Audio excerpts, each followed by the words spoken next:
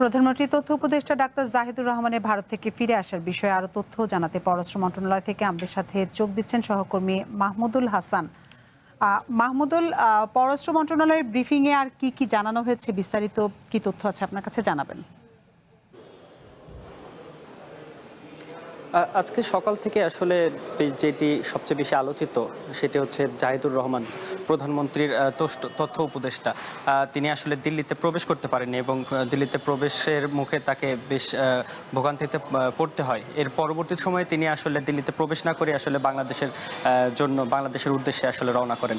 তো সেই অবস্থান থেকে আসলে আমরা সকাল থেকেই পররাষ্ট্র মন্ত্রণালয়ে যোগাযোগ করেছিলাম এবং পররাষ্ট্রমন্ত্রী ডক্টর খলিলুর রহমানের সাথে আমাদের কথা হয়েছে। তিনি বলেছিলেন যে আসলে দিল্লিতে এই প্রধানমন্ত্রী তথ্য উপদেষ্টার সাথে যেই ঘটনাটি ঘটেছে আসলে সেটি খুবই অনাকাঙ্ক্ষিত এবং এই বিষয়টি নিয়ে তথ্য প্রধানমন্ত্রী কার্যালয় এবং পররাষ্ট্র মন্ত্রণালয় থেকে আসলে বিস্তারিত ব্যবস্থা নেওয়া, বিস্তারিত তথ্য জানা এবং পরবর্তীতে ব্যবস্থা নেওয়ার চেষ্টা করা হবে। তার পরবর্তী সময়ে আসলে পররাষ্ট্র প্রতিমন্ত্রী শামা ওবায়দা আমাদের সাথে কথা বলেছিলেন এবং তিনিও বলেছিলেন যে আসলে যেই বিষয়টি ঘটেছে এই তথ্য উপদেষ্টার সাথে সেটি আসলে অত্যন্ত দুঃখজনক এবং অপ্রত্যাশিত এবং পরবর্তীতে আসলে পররাষ্ট্র মন্ত্রণালয় থেকে যোগাযোগ করা হচ্ছে এবং পররাষ্ট্র মন্ত্রণালয় থেকে এই বিষয় নিয়ে আসলে ব্যবস্থা গ্রহণ করা হবে এবং সংশ্লিষ্ট উইংকেও এই বিষয়ে দায়িত্ব দেওয়া হয়েছে বলে এখানকার পররাষ্ট্র প্রতিমন্ত্রী শামা ওবায়দা আমাদেরকে জানিয়েছেন।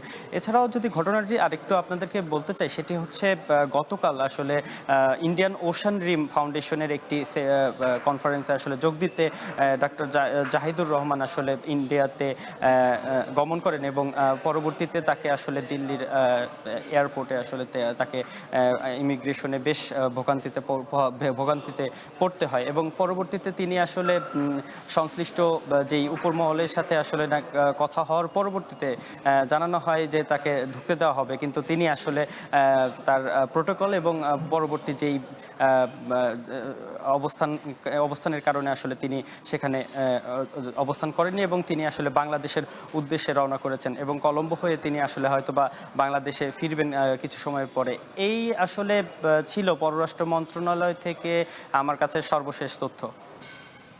মাহমুদুল হাসান, আপনাকে অসংখ্য ধন্যবাদ আমাদের সাথে যোগ দেওয়ার জন্য।